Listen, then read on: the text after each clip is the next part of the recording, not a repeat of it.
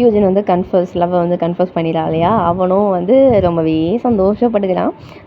அப்போ தான் சொல்கிறான் எதுக்காக அவன் ஏர்போர்ட் வந்தேன் அப்படிங்கிற மாதிரி. ஐயையோ அவசரப்பட்டு சொல்லிட்டேனே அப்படிங்கிற மாதிரி ஃபீல் பண்ணேன். அதே நேரத்தில் அங்கே மேனேஜரும் எமிச்சவும் மறுபடியும் என்ன பண்ணுறாங்க அப்படின்னா சேர்ந்துடுறாங்க. இப்போ இவங்க வந்து அஃபிஷியலாக கப்புள் ஆகிட்டாங்க இல்லையா. அதனால் ஊஜி வந்து என்ன பண்ணுறான் அப்படின்னா இவங்க 2 பேருக்கும் சூப்பர்வைசராக மாறிடுறான். அந்த சின்ன பையன் எல்லாத்துலேயுமே நல்லா அண்டர்ஸ்டாண்ட் பண்ணிக்கிறான்ப்பா. இவங்களோட லவ் லாங்குவேஜ், இவங்க பண்ணுற விஷயத்தெல்லாம் நல்லா அண்டர்ஸ்டாண்ட் பண்ணிட்டு இவங்களுக்கு ஸ்பேஸ் எல்லாம் வந்து கொடுக்க ஆரம்பிக்கிறான். அதுக்கப்புறமா நம்ம யூஜின் இருக்காளையா, அவன் வந்து அவங்க பாஸை வந்து மீட் பண்ணி அவன் சொல்லியிருப்பாளையா, அவனோட ஃபீலிங் வந்து எக்ஸ்ப்ரெஸ் பண்ணியிருப்பான். அதுக்கு இவளோட பதிலையும் சொல்லிட்டா. அவன் கேட்பான், ஓகே அப்போ நீ விரும்புகிற பையன் வந்து டேயுங் தானா அப்படிங்கிற மாதிரி. ஆமாம் டேயுங்க தான் நான் விரும்புகிறேன் அப்படிங்கிற மாதிரி இவனும் சொல்ல. ஓகே டேயுங்கன்னா பிரச்சனை இல்லை, அவனை நல்லாவே பார்த்துப்பான், அதனால் எனக்கும் பிரச்சனை இல்லை, நீ சந்தோஷமாக இருந்தால் போதும் அப்படிங்கிற மாதிரி தலைவன் வந்து அங்கேருந்து கிளம்பிடுவான். இப்போது ஊருக்குள்ளே வந்து புதுசாக ஒரு கப்பல் வந்துருக்காங்க. எல்லா கப்பலையும் போல இவங்களும் என்ன பண்ணுவாங்க, கிரிஞ்ச் திங்காக வந்து பண்ணிக்கிட்டு இருப்பாங்க. லைக் நடு ரோட்டில் நின்று என் கேர்ள் ஃப்ரெண்டு மாதிரி யாருமே இல்லை அப்படிங்கிற மாதிரி நின்று கத்த, இதை வந்து நெய்பர்ஸ் எல்லாமே பார்த்து சிரிக்க, இந்த மாதிரி எல்லாருக்கும் அனௌன்ஸ் பண்ண, இந்த மாதிரி நிறைய கிரிஞ்ச் வேலைகள் வந்து 2 பேரும் சேர்ந்து பார்த்துக்கிட்டு இருப்பாங்க. இப்போது ஊஜு வந்து கொஞ்சம் டிஃப்ரெண்ட்டாக பிஹேவ் பண்ண ஆரம்பிப்பாள். லைக் எதை சொன்னாலும் வந்து என்னால் முடியாது, எனக்கு வேண்டாம், பண்ண முடியாது அப்படிங்கிற மாதிரி அடம் பிடிக்கிற மாதிரியோ இல்லை டான்ட்ரம் பண்ணுற மாதிரியோ இருக்கும். அவங்க டீச்சரும் என்ன சொல்லியிருப்பாங்க அப்படின்னா, இந்த வயசு வந்து எல்லாருக்கும் அப்படி தான் இருக்கும், பட் நீங்கள் தான் இந்த வயசில் வந்து எது நோனா நோ, எது பண்ணக்கூடாது தப்பு ரைட்டுங்கிற மாதிரி சொல்லிக் கொடுக்கணும் அப்படிங்கிற மாதிரி வந்து டேங்கிட்ட வந்து சொல்லியிருப்பாங்க. அவங்க நெய்பரும் வந்து அதுதான் சொல்லுவாங்க, இந்த வயசில் பசங்க வந்து அவ்வளோ எனர்ஜெட்டிக்காக இருப்பாங்க, அதனால் அவங்க வந்து அப்படி பேசுகிறது சகஜம்தான், நீங்கள் வேணால் ஏன் அவனை வந்து ஒரு ட்ரிப்பு கூப்பிட்டு போகக்கூடாது அப்படிங்கிற மாதிரி கேட்க, ஓகே ட்ரிப்பா, ஓகே பிளான் பண்ணலாம் அப்படிங்கிற மாதிரி டேயும் யோசிச்சுக்கிட்டு இருப்பான். அப்போ தான் அவங்களுக்கு வந்து என்ன இருக்கும் அப்படின்னா, ஒரு ஃபேமிலி கோர்ட்லேருந்து நோட்டீஸ் வந்திருக்கும். லைக் வந்து இவங்க அடாப்ட் பண்ணியிருக்காங்க இல்லையா ஊஜுவை. ஸோ அதுக்கு ஃபார்மல் ப்ரொசீஜர்ஸ்லாம் இருக்கும். என்னென்னா ஒரு இன்டர்வியூ இருக்கும், அப்புறம் வந்து கவர்மெண்ட்லேருந்து ஒருத்தவங்க வந்து குழந்தைய வந்து இங்கே எப்படி பார்த்துக்கிறாங்க, இவங்க பேரண்ட்டாக இருக்க தகுதி உள்ளவங்களா இல்லையா அப்படிங்கிற மாதிரிலாம் ஒரு ரிப்போர்ட் எழுதிட்டு போவாங்க. அதுக்கப்புறம் கோர்ட்டில் கேஸ் நடந்து அவங்க வந்து ஃபைனலாக என்ன சொல்கிறாங்களோ அதுதான். ஸோ அந்த மாதிரி ஒரு இன்டர்வியூ இருக்குது அப்படிங்கிற மாதிரி நோட்டீஸ் வரும். இதை பார்க்குற யூஜனுக்கு வந்து ரொம்ப கவலையாக இருக்கும், நம்ம வந்து அது பாஸ் ஆகிடுவோமா அப்படிங்கிற மாதிரி கவலையாக இருக்கும். அதனால் என்ன பண்ணுவாங்க அப்படின்னா 2 பேரும் வந்து அந்த இன்டர்வியூக்கு வந்து ப்ரிப்பேர் பண்ண ஆரம்பிப்பாங்க. எப்படி வந்து நம்ம ஒரு குழந்தைய வந்து நல்லா பார்த்துக்கலாம், எப்படி இதுக்கு பாஸ் மார்க் வாங்கலாம் அப்படிங்கிற மாதிரி ப்ரிப்பேர் பண்ண ஆரம்பிப்பாங்க. ஸோ ஊஜு எங்கேயாவது ட்ரிப்பு கூப்பிட்டு போங்க அப்படிங்கிற மாதிரி சொல்லியிருப்பாங்க இல்லையா. அந்த வீக்கெண்டில் இவங்க 3 பேருமே என்ன பண்ணுவாங்க, ட்ரிப்பும் போயிருப்பாங்க. எல்லாம் நல்லா ஜாலியாக என்ஜாய் பண்ணிட்டு ரிட்டர்ன் ஆகுறப்ப சரி நம்ம இங்கே வந்து ஸ்டாப் பண்ணிக்கலாம், இவனுக்கு வந்து டைப்பர் வேறு மாற்றணும் அப்படிங்கிற மாதிரி ஒரு இடத்துல ஸ்டாப் பண்ணுவாங்க. ஸோ அந்த டைமில் என்ன ஆயிரும் அப்படின்னா, ஊஜு வந்து தொலைஞ்சு போயிடுவான். லைட்டாக ஒரு செகண்ட் தான் கண் எடுத்துருப்பா, அதுக்குள்ளே அவன் காணாமல் போயிடுவான். இவங்களும் வந்து இருக்க எல்லா கடை பார்க்கிங் லாட் அந்த மாதிரி எல்லா இடத்துலையுமே தேடி பார்ப்பாங்க. பட் வந்து ஊஜு வந்து கிடச்சிருக்க மாட்டான். கடைசியாக ஒரு போலீஸ் ஆஃபீஸர் வந்து சொல்லுவார், இந்த மாதிரி நீங்கள் தேடின பையன் வந்து கிடச்சிட்டான், ஒருத்தவங்க வந்து கொண்டு விட்டுருக்காங்க அப்படிங்கிற மாதிரி. ஸோ இவங்களும் அவங்களுக்கு தேங்க்ஸ்லாம் சொல்லிவிட்டு பையனை கூட்டிகிட்டு வந்துடுவாங்க. அடுத்த நாள் இவளுக்கு வந்து அந்த ஃபேமிலி கோர்ட்லேருந்து சைல்டை பார்த்துக்கலாங்களா இல்லையான்னு ஒரு இன்டர்வியூ இருக்கும் இல்லையா. ஸோ அதுக்கு வந்து இவளுக்கு டேட் கொடுத்துருப்பாங்க. இவளும் அங்கே இன்டர்வியூக்கு போனால் நேற்று பையனை காணோன்னு இவங்க தேடிகிட்டு இருந்திருப்பாங்க இல்லையா. அப்போ ஒருத்தவங்க வந்து பையனை கண்டுபிடிச்சி கொடுத்தாங்கல்ல, அவங்க தான் அந்த ஆஃபீஸராக உட்காந்துருப்பாங்க. அவங்களும் இவளை பார்த்துட்டு, ஆல்ரெடி உங்களோட கவனக்குறைவால் பையனை வந்து ஒரு வாட்டி தொலைக்க பார்த்துட்டீங்க, உங்களோட ஒர்க்கு டைமிங்கும் ரொம்பவே ஹையாக இருக்குது, இந்த டைமிங்கில் எப்படி நீங்கள் குழந்தைய பார்த்துப்பீங்கன்னு எனக்கு தெரியலை, நீங்கள் வேறு பார்த்துக்கிறதுக்கான ஆட்கள்லாம் மாற்றிக்கிட்டே வேறு இருப்பீங்க, நெய்பர்கிட்ட கூட ஹெல்ப் கேட்குறீங்க, அண்ட் உங்கள் சன் இன்லா உங்கள் டேயிங்கோட அப்பாவனால கூட ஏதோ பிரச்சனை வந்திருக்கு, அவருக்கு மேலே கூட போலீஸ் கம்ப்ளைண்ட்லாம் வேறு இருக்குது, ஒரு குழந்தை வளர்கிறதுக்கு தேவையான எந்த ஒரு என்விரான்மெண்ட்டும் உங்களை சுற்றி கிடையாது, அதனால் நான் என்ன நினைக்கிறேன் அப்படின்னா, நீங்கள் வந்து ஊஜோட கார்டியனாக இருக்க ஃபிட் இல்லை நான் நினைக்கிறேன் அப்படிங்கிற மாதிரி அவங்க சொல்லிடுவாங்க.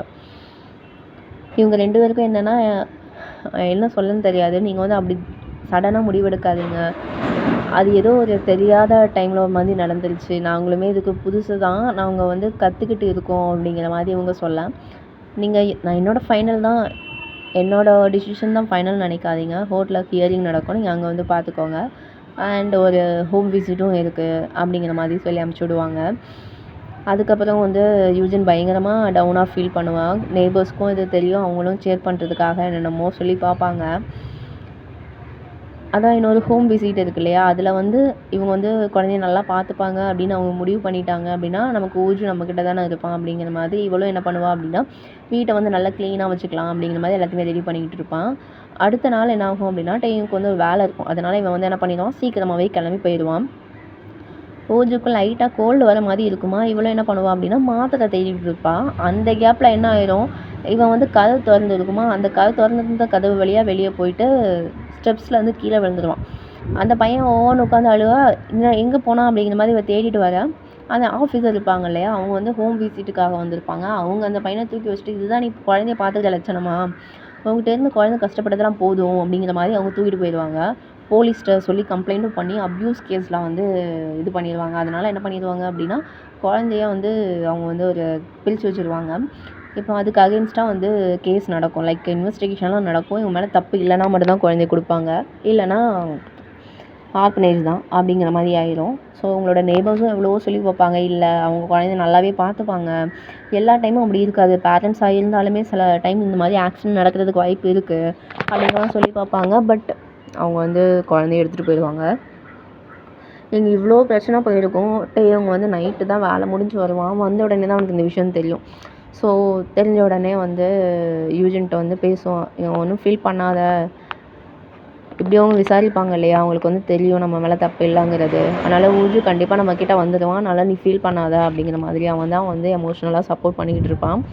ஸோ இந்த டைமில் தான் பாஸுக்கும் வந்து இந்த மாதிரி ஒரு விஷயம் நடந்திருக்குன்னு தெரியும். அவனுக்கு தெரிஞ்ச ஒரு லாயர்கிட்ட கால் பண்ணி, ஸோ இந்த கேஸுக்கு என்ன பண்ண முடியும், இல்லை என்ன நிலமையில இருக்குது அப்படிங்கிற மாதிரி விசாரிக்கிறப்ப தான் அவன் என்ன சொல்லுவான்னா, லாயர் என்ன சொல்லுவாங்கன்னா, இல்லை நம்ம யூஜின் சைடு தான் ஸ்ட்ராங்காக இருக்குது, நெய்பர்ஸ் எல்லாமே வந்து குழந்தைய நல்லா பார்த்துப்பாங்க, அவங்க டீச்சர்ஸுமே அதுதான் சொல்கிறாங்க, இந்த மாதிரி கேஸில் அதுதான் நமக்கு வந்து எவிடன்ஸு, அதனால் அவள் பக்கம் தான் கேஸ் ஜெயிக்கும், நீ எதுக்கு இவ்வளோ மெனக்கட்டுறேன்னு எனக்கு தெரியலை அப்படிங்கிற மாதிரி கேட்பான். இல்லை அவன் என்னோடய ஃபர்ஸ்ட் லவ்வு, ஸோ அதனால தான், சரி என்னால் ஏதாவது வேறு ஹெல்ப் பண்ண முடியுமா அப்படிங்கிற மாதிரி அவனும் கேட்டு அவன் சைடில் ஒரு வேலையை வந்து பார்த்துக்கிட்டு இருப்பான்.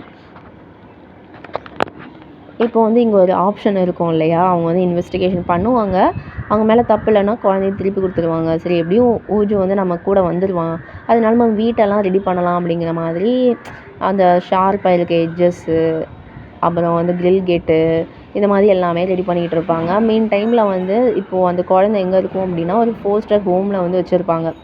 குழந்தைய பார்க்குறவங்க ஒரு வீட்டில் வந்து பார்த்துக்கிட்டு இருப்பாங்க. இவங்களும் என்ன பண்ணுவாங்க, அவனுக்கு தேவையான டைப்பரு, ட்ரெஸ்ஸு, அப்புறமா அவனுக்கு பிடிச்ச அந்த கம்ஃபர்ட் டாய் இருக்கும் இல்லையா, அது எல்லாமே வந்து போலீஸ் மூலியமாக அவங்க கொடுக்க சொல்லுவாங்க. அங்கே ஊஜுவும் வந்து ஒரு கண்ணுக்கும் தூங்கவே மாட்டான், அவங்க அங்கிளையும் ஆன்ட்டியும் தேடி அழுதுகிட்டே இருப்பான். இதை வந்து அவங்க போலீஸ்கிட்ட சொல்ல, அந்த ஆஃபீஸரும் வந்து இதை வந்து தெரிஞ்சுக்கிறாங்க. ஓகே, அந்த பையன் வந்து அவங்க வீட்டில் இருக்க முடியல அப்படிங்கிற மாதிரி. அந்த டைமில் அவங்களுக்கு ஒரு பெட்டிஷனும் வேறு வந்திருக்கும். என்ன அப்படின்னா, கூட இருக்க நெய்பர்ஸ் எல்லாமே வந்து நம்ம யூஜினுக்கு சப்போர்ட் பண்ணி ஒரு பெட்டிஷன் வந்து அனுப்பிச்சிருப்பாங்க. குழந்தைய வந்து அவங்களால தான் ஒழுங்காக பார்த்துக்க முடியும், ஸோ அதனால் குழந்தைய அவங்ககிட்ட கொடுங்க அப்படிங்கிற மாதிரி ஒரு பெட்டிஷன் அனுப்பிச்சி வச்சுருப்பாங்க. இதெல்லாம் பார்க்குற அந்த ஆஃபீஸரும் வந்து சரி ஹோம் விசிட் போகலாம் அப்படிங்கிற மாதிரி ஊஜுவும் தூக்கிட்டு போவாங்க.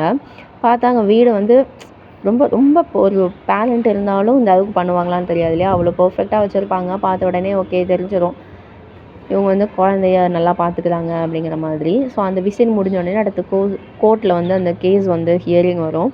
அங்கே என்ன சொல்லிடுவாங்க அப்படின்னா, நீங்கள் வந்து எலிஜிபிள் கார்டியன் தான், நீங்கள் ஊஜுவை பார்த்துக்கலாம் அப்படிங்கிற மாதிரி கேஸ் வந்து இவங்க சாதகமாக வர, இவங்க பயங்கரமாக என்ன பண்ணுவாங்கன்னா செலிப்ரேட் பண்ண ஆரம்பிச்சிடுவாங்க. அப்போ தான் வந்து நம்ம யூஜினுக்கு வந்து பெட்டிஷன் வந்து நம்ம பாஸ் மூலியமாக தான் வந்திருக்கு அப்படிங்கிற மாதிரி தெரியுமா. பாஸையும் மீட் பண்ணி ரொம்பவே தேங்க்யூ அப்படிங்கிற மாதிரி வந்து தேங்க்ஸ்னு சொல்லிடுவான்.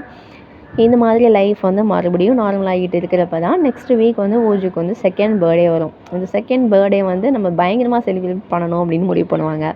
எல்லோரும் ஃபர்ஸ்ட் பர்த்டே தானே செலிப்ரேட் பண்ணுவாங்க, நீ ஏன் செகண்ட் பண்ணுறீங்க அப்படிங்கிற மாதிரி எல்லாமே கேட்குறப்ப, இல்லை இந்த வருஷம் தான் நான் வந்து அவனுக்கு அங்கிளாக இருக்கேன், அவன் வந்து ஆண்ட்டாக இருக்கா, அஃபிஷியலாக ஊஜு வந்து எங்களோட குழந்தையாக இருக்கான், அதனால நாங்கள் இதை செலிப்ரேட் பண்ண போகிறோம் அப்படிங்கிற மாதிரி நெய்பர்ஸ் எல்லாமே சேர்ந்து கேக்கு ஃபுட் எல்லாமே தயார் பண்ண, டேங்கோட ஃப்ரெண்ட்ஸ் எல்லாமே அந்த அவென்யூ அதோட டெக்கரேஷன் அதுக்கப்புறமா ஹோஸ்டிங் அதெல்லாமே ரெடி பண்ணால் அவனோட செகண்ட் பர்த்டே வந்து பயங்கர கிராண்டாக வந்து நடக்குது.